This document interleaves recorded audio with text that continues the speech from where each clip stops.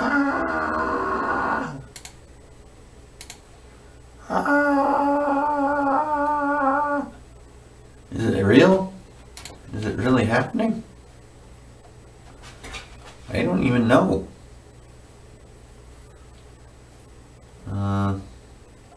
Is this a thing?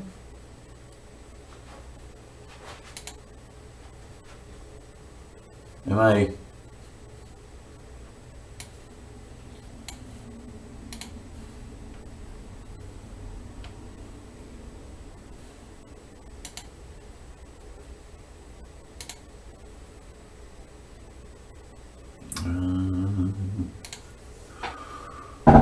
Oh, Cooper, what is going on? Do we even know what we're doing? I think we do. I think we do know what we're doing. Hey.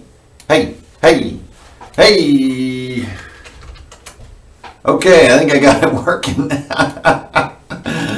Well, that's cool. Hey guys. All right.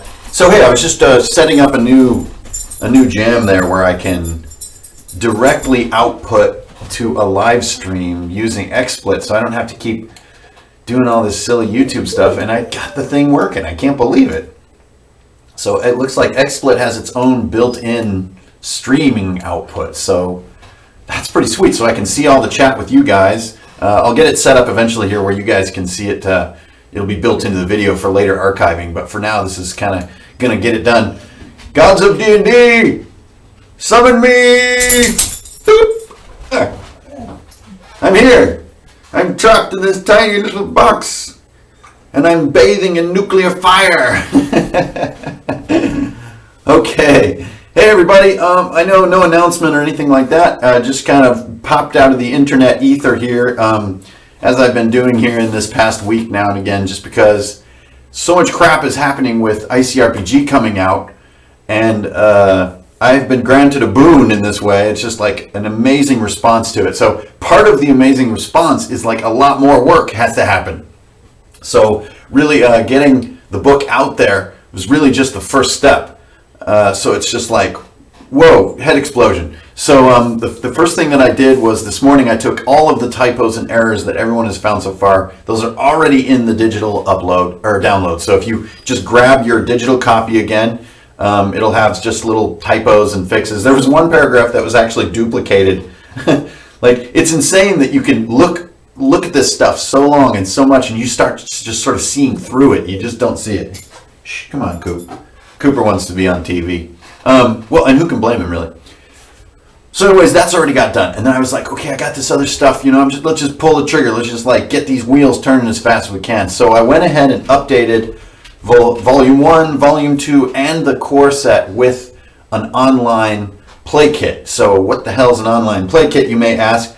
Well, here's where, you know, hopefully things will start working here. But it's basically all the stuff that's in each volume, but built into tokens and cards that are formatted for you to use right inside of your Google Hangouts or XSplit or whatever. I use XSplit, but you know, everybody uses different things. Use it with OBS and so on and so forth. So like, here's a token right here. All of the cards are included. So you get, if you get the online play kit for Volume 1, for example, you get all the cards, all 100 cards in Volume 1, but they're in, here, I'll throw one up here. They're in this sort of streaming friendly, digital friendly format, so they have a little drop shadow on them, and they'll look really good being used on something like this stream, for example. So here's like the Child of Azathoth card. So you get all these little parts and pieces, so you can play an ICRPG game right in your Google Hangouts or with XSplit with all of the assets. So if you use Roll20, Roll20 uses the same style of assets. Gary Trent, did you know we were waiting for you on Nerdarchy? I had no idea. I never heard back about that, I don't think. So anyway, yeah, I would love to be on Nerdarchy. Those guys are cool. So you get all the stuff. Now they're still separated into the different groups, right? There is Volume 1 has all its stuff. Volume 2 has all its stuff. and then the core has all of its stuff. So you still are forced to, you know, get each one individually. And hey, Gary Trent, what do you mean waiting for me on what? Am I missing something? Did I blow an appointment? Okay, so while I figure out what Gary means, that is not actually the nature of this stream. I wanted to show you guys that because I'm excited about the online play kit. I hope everybody gets some use out of that. But that's actually not what I came to get excited about. Here, let me get rid of these. Okay, I'm kind of building this and cleaning up as I go here. So if I seem sort of spaced out for a second, that's just because I'm like managing things. There's things flying, there are windows happening everywhere. I'm losing my mind. Okay, cool. All right, great. No, my bad. Good sir, sorry. Okay, cool, Gary. Thanks, man. I hate blowing an appointment, man. I hate doing that. I try to keep track of everything. Hey, there's Clicks in the house. What's up, Fistful? Okay, so as I was saying, yes, you get your online play kit for XSplit. So that's really cool. If you play online, which I have been lucky enough to recently discover the super fun of playing online, now everything in ICRPG is ready for you to play online. So that's already on all of the stuff. So you can just go back to your purchase page and download those. Okay, whatever. That actually isn't what I wanted to talk about. The reason I just jumped on a random stream and I live in this tiny little box up in the corner here is that I was starting to get like some really legit gamer questions, like tabletopper questions about ICRPG from potential players, customers, buyers, and so forth. And these are like legit questions, like what kind of spell system we got in here? And I don't want to just buy it because it's got a cool little 30-second commercial. You know, it's like, what are the classes like? Like, what is the actual game? What am I actually getting? Okay, so I wanted to just say, screw it, and just jump right online. And I kind of just did some random screenshots of pages from the book. And I was going to bring them up, and we can kind of, you know, we can jam here. We can get into a little bit of a jam, as we say. So we go, let me just get my act together here. Okay, cool. All right, so yeah, so these are kind of what the little screen grabs that I got were like. So hopefully you guys will be getting enough bandwidth where you can see that. So if you can kind of get a sense for what that page, this is just a look at the sort of the inside cover, you know, it's no big deal. Wait, what? Whoa. I just pushed the wrong button. Whoa. Okay. Man, everything's going crazy. I'm like discovering so many new technologies today. This is amazing. Okay, great. So let's get into actual stuff. All right. So I'm not sure even what order these screenshots are all in. I'm just going to kind of bring them up and we can just look at them together and I can just kind of tell you what is exactly, not just in the book, because, you know, it's always cool to have fun RPG books, but, you know, is this something that you're going to use at your table? Is this going to be of high value to you? So the book starts out mainly just talking about, like, why would you even bother playing this, and kind of where did I come from with this? Why is it mentioning index cards all the time? I don't even see any index cards and so on. And there's a little bit of how-to stuff about cutting and folding your print and play. So for the print and play cards, you know, everything is just 2 cuts. So you're going to get like all these sheets. You just do 2 cuts on each, and you'll have 4 cards out of those 2 cuts. And then with the miniatures, they all require about 3 cuts per, and then a fold. And you can just fold them like A-frame style, or you can put them on a Pathfinder pawn base, which is what I do. Or you can even like glue them on a penny. Anyways, that's just kind of where things begin. So next here we got, this is a page from the classes section. Okay, so that's a good question. A lot of people, the first thing they get into the RPG, they're curious about the classes, right?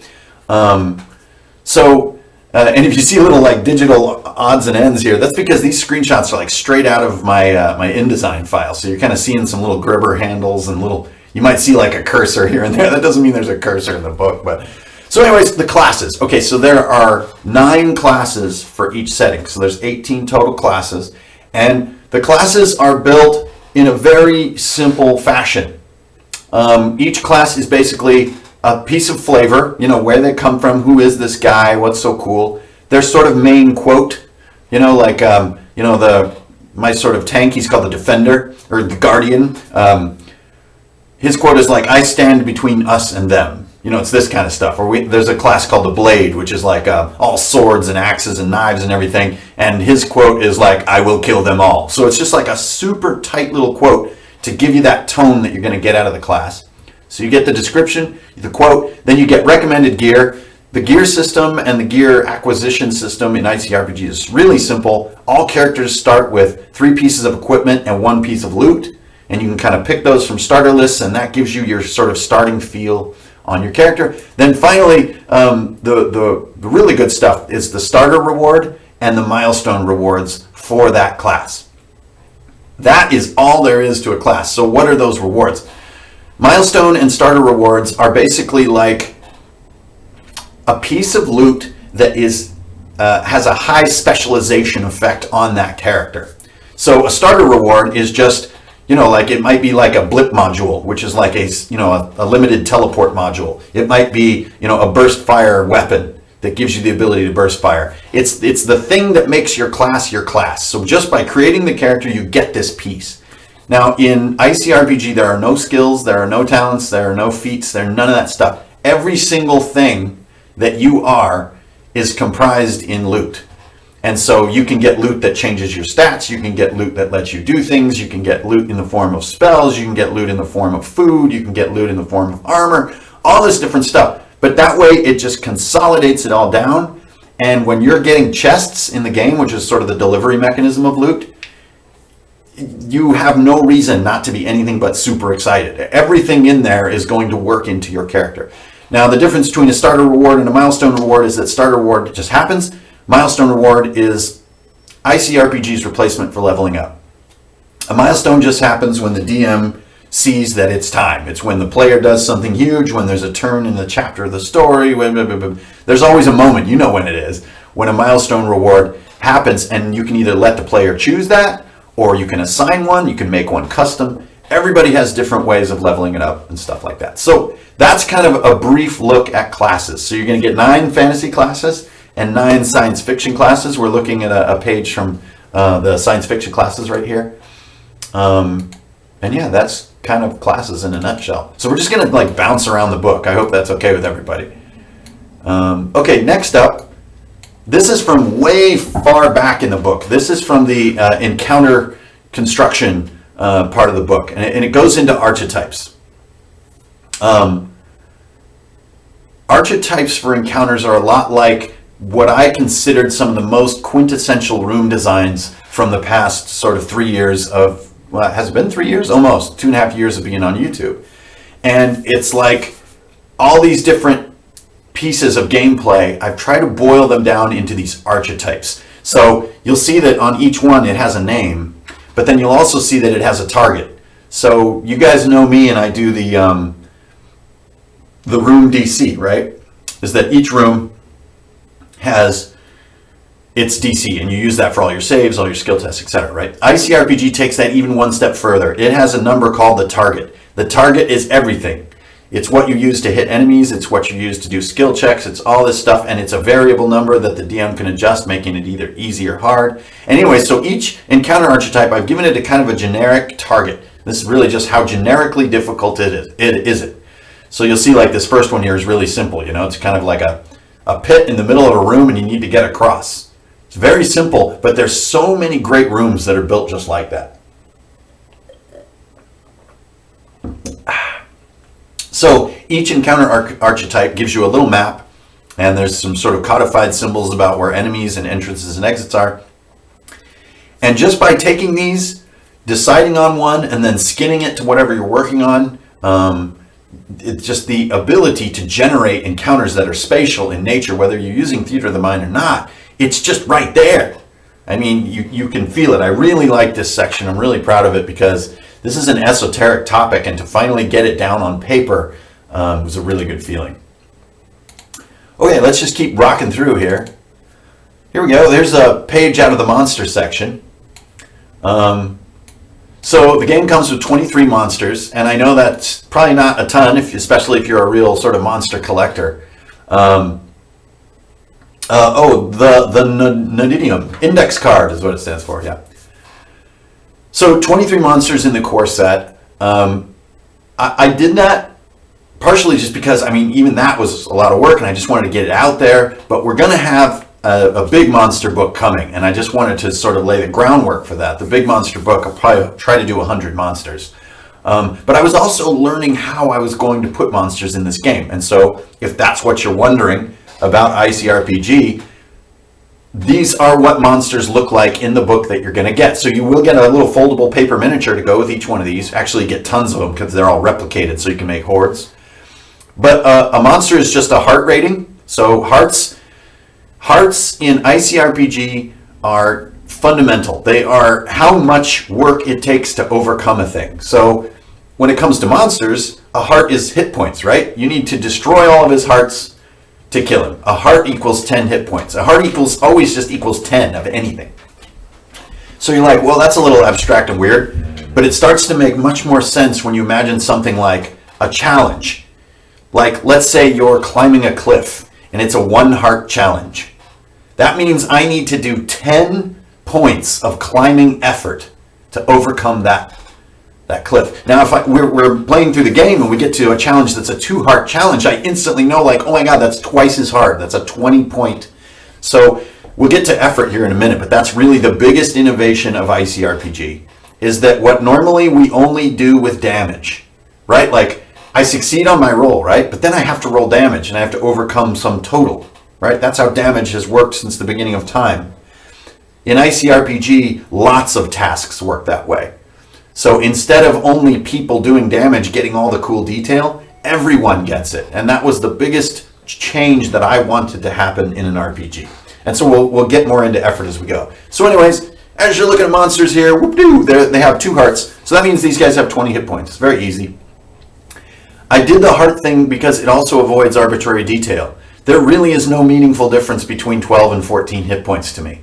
So I wanted meaningful, chunky things that don't require number reminders, because I'm always like getting stumped on number reminders. So is it a 10 hit point monster? Is it a 20 hit point monster? Is it a 30? So on. So you get the heart rating, you get his rolls, and for monsters, this is how I do it in my journal, and I just decided I'm going to do this in a book. So it's just rolls. It's a very simple. You don't get all the stats for the monster because you don't need them, because you're often running multiple monsters, or you have lots of characters playing. There's all these different reasons that a DM can just have a couple of stats on a monster and be totally good to go. So that's how I've written my monsters here. Just like on the brain horror there. Everything I roll with the brain horror has a +3 on it. That way I'm good to go as the DM and I can keep things moving. Then finally you get the 2 really meaty sections. You get the actions and you get all of his special properties. So different classes deal different damage, or is damage based on loot? Good one. Good question, man.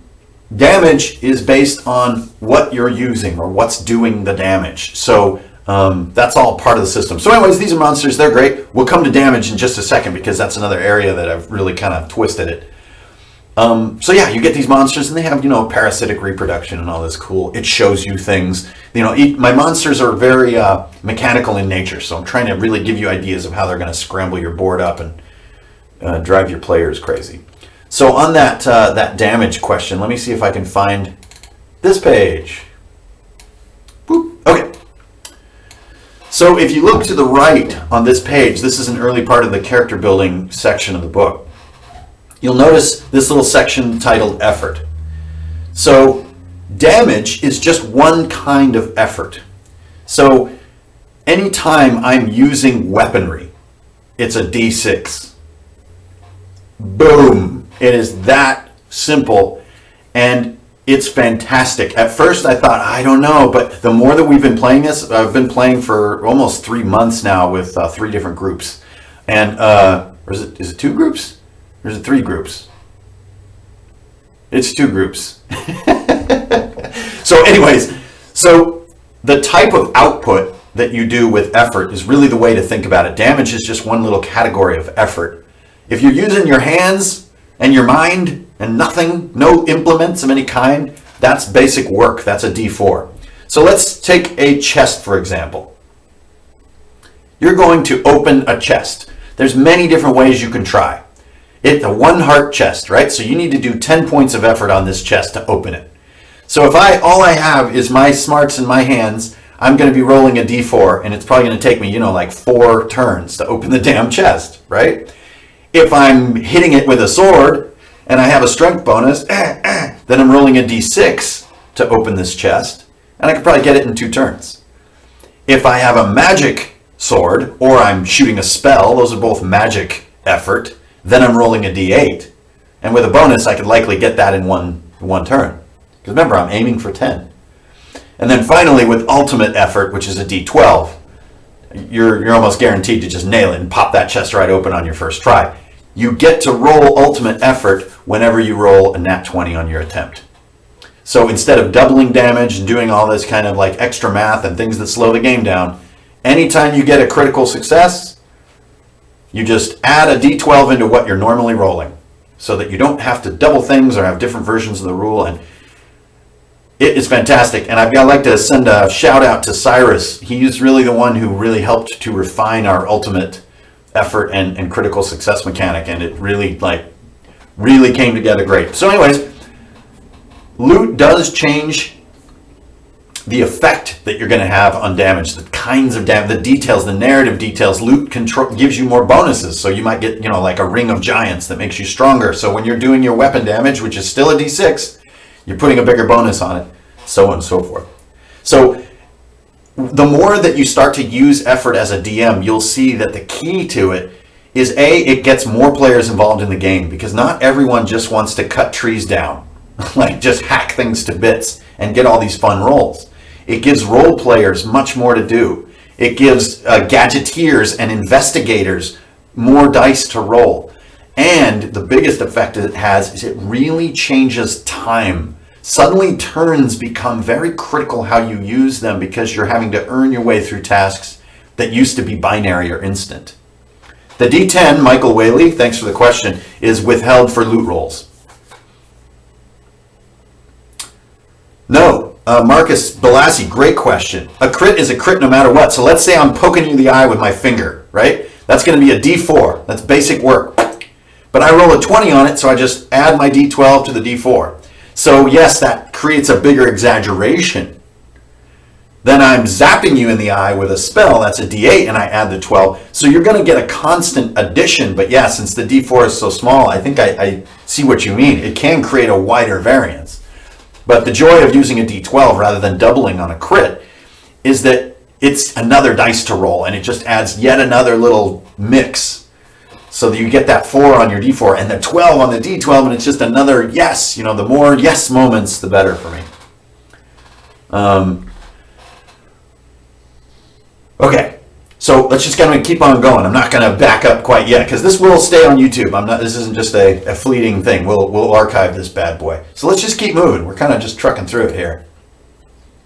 And I took a lot of pictures. So as far as screenshots, there's a lot of stuff going on. What else do we want to look at? You know, and if you're curious, here's what like one of the hero miniature pages will look like when you get that. So you just cut the vertical lines and you fold on the horizontal line. And so this is just one sheet. There are, I believe, 3 of these sheets worth of heroes. So that's what those look and feel like.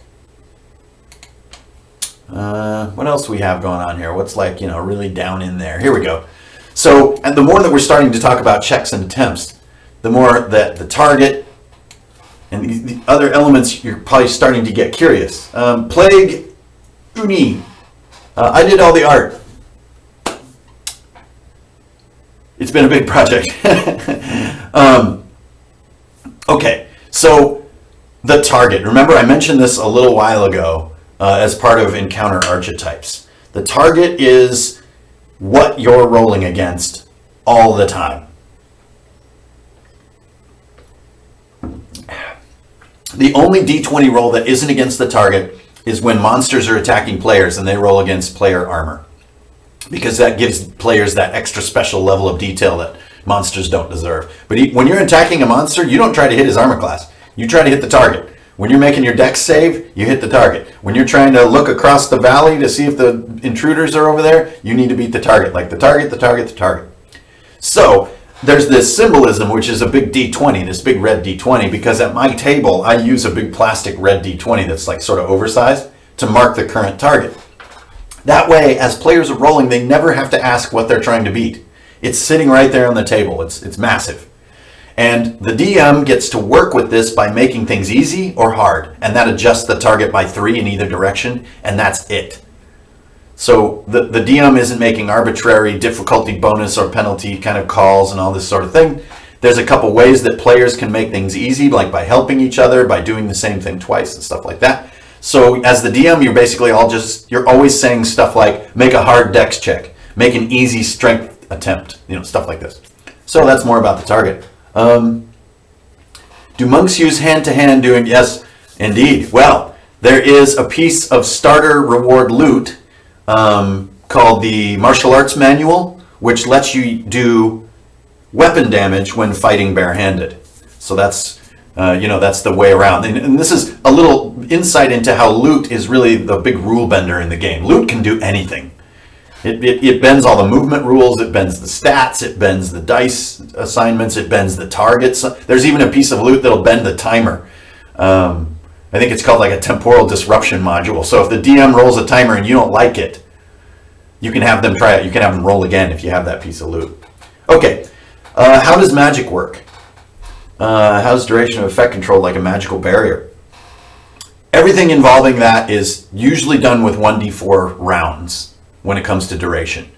And as far as distance, which is also really important with magic, right? Distance is in 3 categories. It is close, near, far. Close is hand-to-hand, near is the tip of a very long spear, and far is a bow shot. Just like in 13th Age. Let me see if I have the distance page. Let's see if I grabbed that. Let's see. Well, here's something semi-relevant to that. I don't see the distance page right now, but it's all just a banana system. Anything further than a banana on the game table is far. It's the banana-based distance system, and it works really great. This is all I've heard from ICRPG. Plague Uni, jump on Drive-Thru RPG. It is the #1 top seller right now, so it should be easy enough to spot. There are not monks in the game. There are these little guys called, well, not in their traditional sense. There's these guys called the Zurin, and they're in the Warp Shell science fiction setting, and they're kind of like Jawas.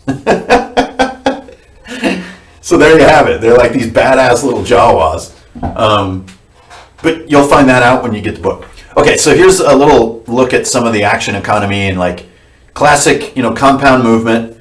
So, do a dash and that's your whole action, or do a half and an action, just like every RPG since the dawn of time. This is one of the earliest pages in the book, so it's really describing the fundamentals of just how to play an RPG, and how to be a good player, and how to play smoothly, how to imagine what you're doing, and so on. Every RPG book kind of has a little section like that. I want to show you the Zurin page now so that you can, because I love the trolling, but I don't think I can. Oh, there he is.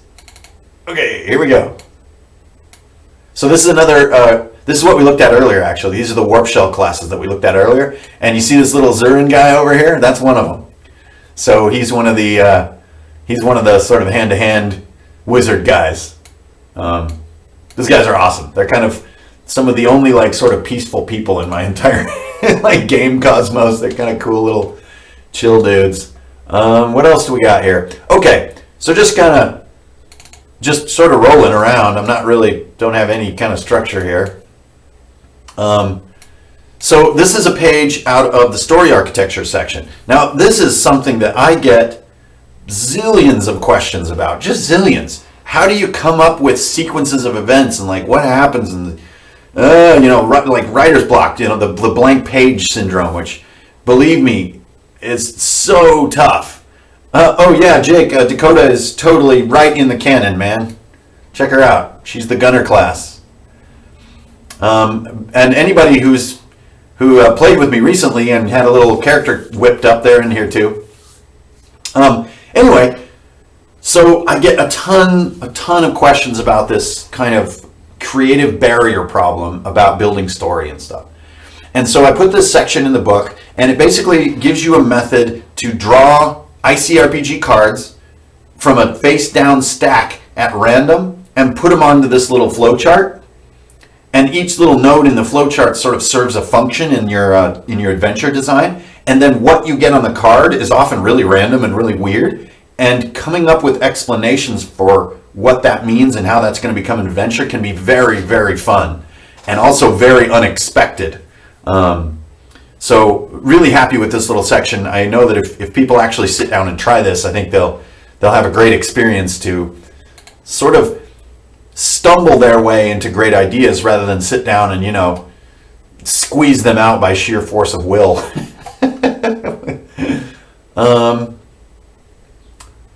Okay, so what else do we have here? Oh, here's a kind of a fun one, and this has been a topic of conversation already a few times. Even at our table game, our ICRPG table game, we talked about this one a lot. Oh yeah, if anybody wants to throw up the drive-through link, that'd be great. It's just drivethroughrpg.com. You'll see it right there on the top left. I'm still a little kind of blown away that it just is sitting right there at number 1. It's really fantastic. The thought of it being in people's minds is what's so fun. It's just that they're in there tearing it apart and eating it up. Any special mechanics for traps and sneakiness? Definitely. The more simplified roll targeting and the more simplified dice divisions have made traps and stealth so much easier to manage because you're not quite so worried about so many odd edge case details.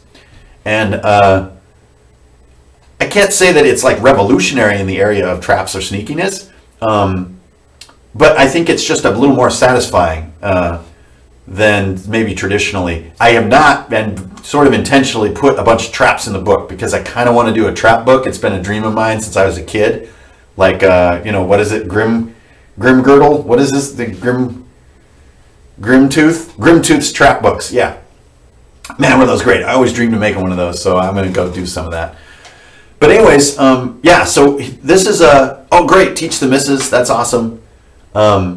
And you know, on that note, as far as like more casual players or teaching new players, this item right here, the awards and the turn order, those are both areas that I think that I'm really proud of how they work.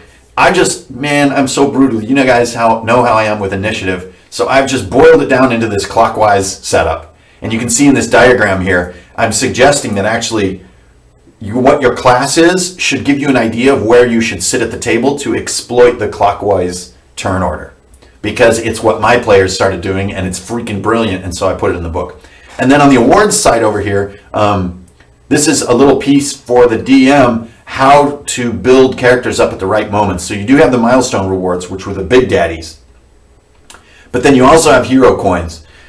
Each player can have 1 hero coin at any given time, and it just lets them throw an ultimate onto any effort roll by redeeming the coin. It's extremely simple, but it keeps that coin moving around the table. Like it gives you that fun moment, you know, of like, great job, oh, that was so cool, here, take the coin, and we always do the little trumpet noise when you get the hero coin and so forth, just to keep that energy going around the table.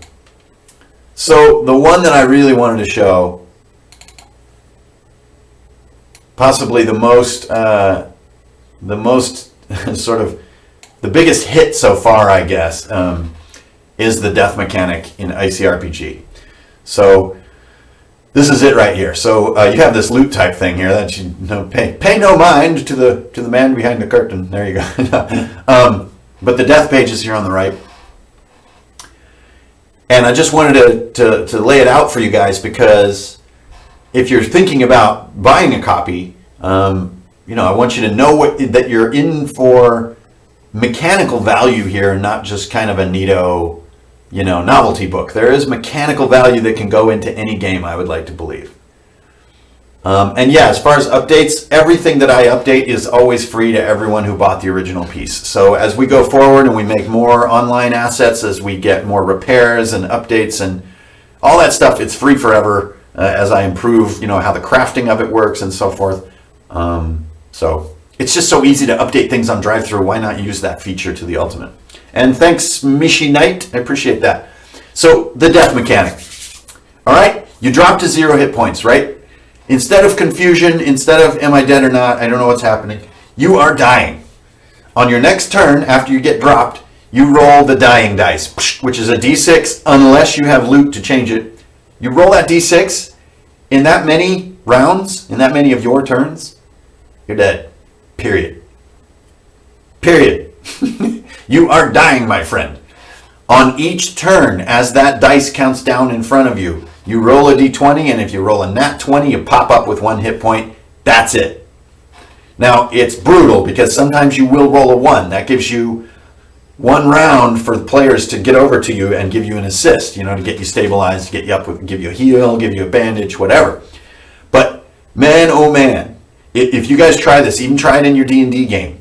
It's just, I'm dying, and I'm going to be dead in this many rounds. Here goes my d6. Pow! No death saves, none of this, no bleeding, none of it. It's just like the cosmic ticker of life is counting down on you. And it is gnarly. And it gives everyone around you a super clear sense of how urgent it is to rescue you. And it's great. I really want you guys to try it. No forcing the death with a nat 1 on the d20 death roll. That's too brutal, man. That's too brutal. But if you wanted to put that in your game, I could totally see doing that. There is a blunder rule in here, which is for rolling 2 1s in a row. Okay, whew, I'm just talking myself in circles here. What else we got? I'm just kind of looking through the screen grabs that I just kind of pulled out of thin air there. Oh, the whole, a lot of this was inspired by the work on YouTube, and so you're going to see some familiar bits in here. So like challenge tuning, remember that video with the 3Ds in 3D? That whole thing is documented here with some examples that you can take right to the game. And then, just how I use doors, how I use negative space, how I use positive space, controlling duration in extreme or mild ways, and just all this different stuff. Oh yeah, just Pathfinder death mechanic and D&D, just to me, whoa. So challenge tuning from the videos in there. The 3Ts method is in here. All of the sort of parts and pieces that go into room design, I would like to think are kind of in here. Corvus 5200, you sound like an excited dad. Yeah, man, I feel that. I don't know. I feel really weird. I've just been so completely mind-melting into working on this for the last several months that now to be doing this sort of the follow-up work, and it's out in the universe, and like it is a strange feeling. Yesterday was a very strange roller coaster ride. And I felt weird this morning, like time was all syrupy this morning. It was very strange. So I'm getting back on top of the I'm getting back on the horse here. The horse of normalcy. As far as I don't know, I'm just jumping around. Here's kind of what you'll see with the monster printouts. So remember I was saying that I've done these so you can make hordes with very few cuts and very little work. So you just pick the page you want. You want to, 5 boar worms in your next game. Print 1 piece of paper, do 5 or 6 cuts, fold them, you're good to go. So I always like having hordes of monsters, or at least 3 or 4 of a monster, and I like them to match. For some reason it scratches some kind of gamer itch. And so with this method, it's really easy and fun. And I underestimated how fun paper can be at the table. That's really what started all of Index Card RPG, was just how I just got such a kick out of having little pieces of paper at the table. What else we got here? Kind of just biggity bouncing around. Okay, so here is one of the big parts of starting your character, since loot really is your character. One of the big parts of it is what you pick when you start. And it's really simple. You just get 3 pieces of equipment, 1 piece of loot. That's it. No money, none of this kind of, you get this and you can't use this and you can't, none of that. Forget it. Just take what you think fits your story, and here's those tables right here. Unfortunately, I don't think I screen grabbed one of the loot tables. So anytime you open a chest, you will roll a D100, and from the D100, there are 2 big loot tables that come in the book. And that's not many, but again, we're going to have some sort of supplements or some follow-on updates that gives us more and more loot. I'm poking around. I'm looking at other things. I'm trying to multitask here. Damn. Yeah. Just looking around and what do I find? This. The roast for no damn reason. Just like, oh my God. There's a roast. So how do you handle money in your system, Port Valley? Does ale restore HP? Yeah, these are all super cool questions. There is an entire category of loot called food, and it is destroyed when it's used, and it has all kinds of different abilities, and there are different grades of food and different kinds of food, and I'm going to leave the surprise to you playing the game. As for money, everything in both sci-fi and fantasy I just call coin, and coin, you know, it's essential in any story, and I just like to keep it super, super simple, and 1 coin is about 1 day's work in pay for the average person. So it's just like extremely simple. That's all I really do as far as getting into money. How much loot will a mid-tier player have, and is there a limit to how much you can have? God, these are just brilliant questions, man. Yes, you can have 10 pieces of loot equipped, and you can carry 10 pieces. That's it. It's that clean. So when you start getting more and more stuff, you need a place to put it. Because you can't carry that much. But how much would you have? Man, a character with 20 pieces of loot, that is a lot. A mid-tier character, I'd say, probably has like 5 pieces of loot. How about drinks? Yes, drinks are considered food. Hey, Shiloh Swisher, thanks for the buy, man.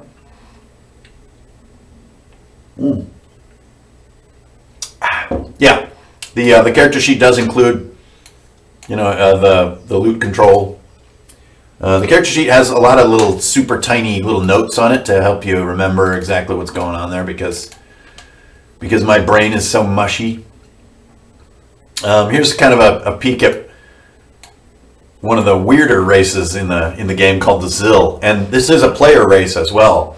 But one great little treat is that in the science fiction universe, which is called Warp Shell in the book, I did ask Fistful of Dice and Absolute Tabletop, and they let me make a fun little mention of Bastion in here. So there is a tiny little thread that connects Harbinger and ICRPG. I'm really happy about that. It's just kind of an Easter egg, but a very cool Easter egg. So thanks, Absolute Tabletop, for letting me throw that cool little tribute in there. That means a lot.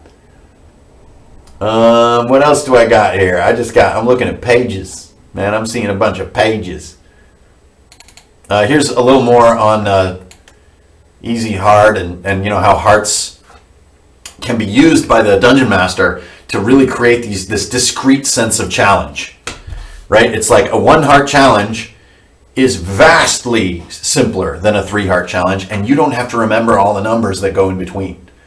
It's just like, this is a massive chest. It's a king's chest, and it's going to take 3 hearts of effort to open this thing. That guy's going to be rolling on that dumb chest all night. Will IC only be released in stores in the USA? Homie Tracker. I'm not using stores at all. I'm just using DriveThruRPG. I really, really am a huge believer in DriveThruRPG as not only as a community, but as a targeted website for people that are like me. I really love how they present things, how they sort things, and that it's just focused on the RPG collector. And it's not everything else. I enjoy buying things off DriveThru more than Amazon when it comes to RPG books, because you see them all together. You can really see the scope of our hobby in some ways on DriveThruRPG. I just love it. I'm a huge fan. So you can buy it from anywhere. There will not be a store release. Well, who knows? Anything can happen, right? But yeah, currently you just get it on DriveThru, and they can ship.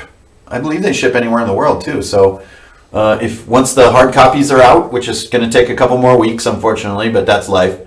Those can ship anywhere, so that's how they can hook it up. Yeah, the thought of it being in a library, that's pretty crazy. So I hope this answers a lot of the questions that have been swirling around. I know there was one question out there about spells, and do we have like sort of traditional D&D spells? And the answer is kind of no, and this is what PillyPow was saying on Facebook from Black Magic Craft, was these spells, there are spells that will seem familiar, You know, you have, you know, like your arcane missile and stuff like that. You have like a fireball and stuff like that. But they come in the form of loot. A spell is a piece of loot. It's a scroll in most cases. And once learned, that's a non-tradable piece of loot that bonds to you. Most loot you get and you can freely exchange it with any other player. But then some loot is more difficult to master or learn, and so on and so forth. Any mechanics for drunkenness? No, not yet. Remember, this is just the core. So all these kind of great ideas like traps, the sort of the drunken games, and like a lot of this other stuff, more monsters, more story, that'll all be in some future work. For now, I just wanted to try to get the game on people's tables, or at least aspects of the game.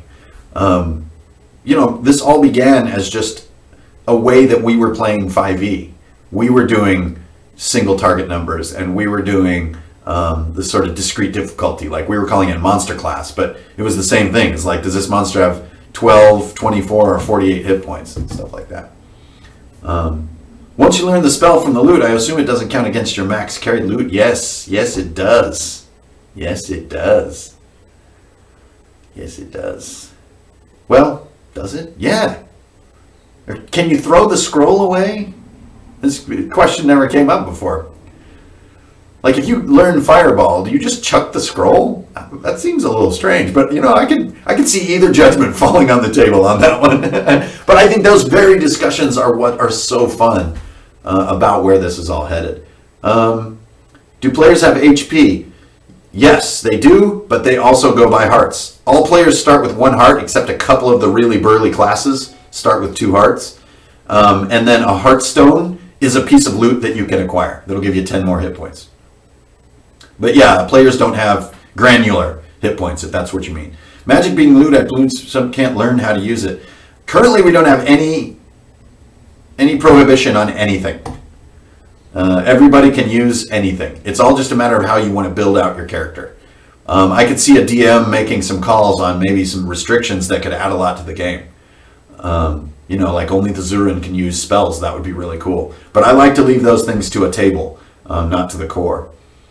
Yeah, drinking mechanics for players, not characters. I want them for both, man.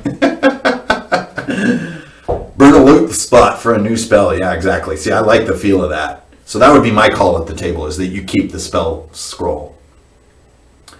Mechanics never helped getting immersed. Really depends on how you run the game. Man, is that true? Less mechanics is better to me. But I do think that monsters with clear mechanics, they have basically like forms of behavior, which I think Warcraft has been one of the great leaders in that area of design, is that their creatures and bosses have very discrete mechanical behavior, and it makes fighting them really fun because there's something to learn. Is all loot a physical object? Yeah, it is. It's that simple. What are the classes? The same as D&D? No, they're not at all, homie Trekker. There are a couple that you recognize, like Priest and Mage, but then you have Guardian, Blade, Shadow. In Warp Shell you have Tank, you have Outsider, you have Blip, you have Ronin. So, you know, they follow some of the great archetypes of classes, but they're definitely got their own jam going on. With such a focus on loot, is it safe to assume all loot is positive? No negative effects. Again, I would consider that sort of a fringe. That's going to be coming up. We'll do some cursed loot coming up. That's a great, great idea. But I just like that your mind went there, because that you're already seeing through to this, the essence of what loot is in this game, which is kind of like it's everything. It's your gear. And instantly for your devious DM mind to be like, ooh, I want cursed loot. That's perfect. You're really seeing through to the design. Where did Warp Shell come from? Swole Knave. Yeah, get swole, son.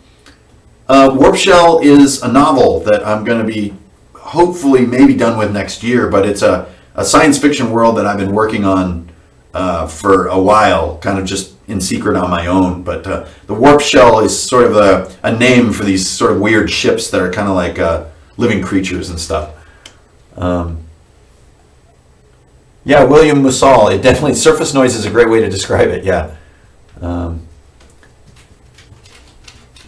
What are other RPGs that ICRPG plays most like and least like? Well, I would say it plays least like Shadowrun,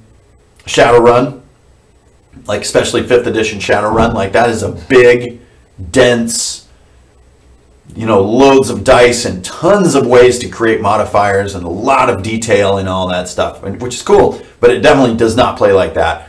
I think it plays kind of like Black Hack or like Basic Fantasy or I don't know, homebrew D&D in my case. Remember, you're still using the 7 classic dice, but in some ways it's got these odd little quirks to it that makes it in some ways play dungeon worldy, just in its kind of lubricant. But yeah, sure, spread the word. Thanks, Gary.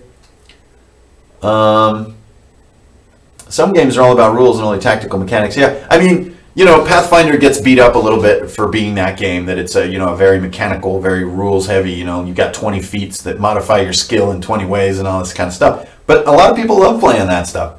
So rock on, man. Have a good time. I got nothing against it. It's a big world. There's room for everybody to have a good time. Will there be a Kickstarter or Patreon who can support this project? Currently, I'm trying to avoid how many outlets I'm using. Kim, thanks for the question. I did Kickstarter a year and a half ago or so, and even though it was really fun, there is a lot of hidden work that goes into Kickstarter, especially after the fact. And I've been wanting to get a little more direct connection to players and DMs out there, and I've found that drive-through really is very simple. And same with Patreon. I think Patreon's awesome. Like I love Scotty's Patreon. I love Pilly Pal's Patreon. But it's sort of one more site for me to click on and to manage and stuff like that. And so I just don't want to get in there. I think it would be cool, but I really just more function as a writer and as a dungeon master, and the less like websites I have to mess with, the better. Hello, love the game. Hey, thanks, Neo. Appreciate that. Pathfinder is misunderstood. I do agree Pathfinder is misunderstood. I think there's just an essence there that is absolutely outstanding. But it takes a good group of players and a DM to cook it down into something really slick. But man, the art in Pathfinder is freaking brilliant. The supplements are super cool. It just kind of gets beat up about its rules density. So L. Port Volley. Becoming stretchy is something that is up for interpretation at the table. But, I was imagining, like Mr. Fantastic. Like you can stretch your arms out like 40 feet, or like, flatten yourself out into like a raft or a parachute. Like you can molecularly stretch yourself in all kinds of crazy, creative, wacky ways. That's what the stretchy on The Outsider was about. The Outsider is kind of, this atomic anomaly. It's like the class quests in the book, one of them for The Outsider is they actually, since he has this weird atomic structure, you have to go into a black hole and come back out with some data and stuff in it, and it like warps you even more, like makes your atoms even weirder. Can other people put up their ICRPG card designs on drive-through? Well, if you want to contact me directly through Gmail, I have been considering, some kind of content contribution pipeline, but I'm not sure what it is. And I also, very carefully guard the art style of ICRPG, so it wouldn't be an easy thing, but that maybe could happen someday. I'm just not sure. A lot of people do their own at home, which there's a lot of photos on Facebook of people who've done their own cards. And it's awesome. It's just all about the old Sharpie style. Take my money. Well, gladly. Just got here, old Hank. Am I too late again? No, man. This one will be archived. It's all good. New to tabletop. D&D. This is a game you made. Yes, Jordan Blyler. ICRPG is my sort of contribution to the world of RPGs. I just released it, at least in PDF. The hard copies aren't available yet, but yeah, it's a game. It's a full kind of system. Basically, it was a response to this huge response that I got to that video I did way back when called Getting Started, which is the Everything's 10. And the response to that was so big, it kind of inspired me to think about basically the roots of this idea, and then the index card thing happened, and the rest is history. Yeah. Are you planning on doing something for Roll20? Neo, I already did. I did a product called Hank's Heroes. But again, I couldn't feel the community as tangibly with Roll20, and there's a little bit of logistic work to put products on Roll20. And also, I really just don't use Roll20 that much. So I really like to use an outlet that is something I use so that I understand what it feels like.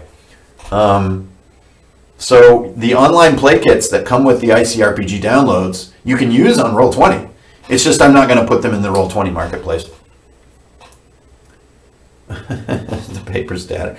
I've been DMing and looks like, hey, appreciate it. Oops, sounds like squirrels are invading the house. Yeah, so my voice is starting to wear out, and the nuclear fire it's like Judgment Day on this video. It's actually cloudy out. I have no idea what the camera's doing. Oh, great. Yeah, well, you'll get all the stuff for free for your Roll20 game. And, you know, with Roll20, you don't have to use market purchased stuff. You can use your own files. So you can just dump it right into your Roll20 folder, and bang, you've got 200 cards and 48 heroes and 23 monsters. If I buy a hard copy and bring it to Tacoma, will you sign it? You bet your butt I will sign it. And I might actually do a set of revisions before the hard copies go into production, because all the awesome readers out there just in the last like 48 hours found some little mistakes, and I want it to be picture perfect. So when those do come out, though, those are going to be really fun. Really excited to have that in my hands. I got to admit. So I think I'm going to check out of here, guys. Thanks, everybody. 136 of you crazy, lumpy-headed weirdos tuning in. Really appreciate your company. Yeah, here's to just more craziness. So I hope this answered a lot of the questions about ICRPG, and let the games begin, I suppose. I think we're going to do another stream here later tonight. We're going to play, just kind of take on one little monster and just do a little bit of play with a couple guys. So that's it for me. Thanks for tuning in, everybody. I'll see you soon. Strength, honor, and of course, a tasty beverage. Okay, see you next time. Over and out. If I can figure out how to even end this stream, because I don't really know how to do that. How do I end it? I'm using XSplit.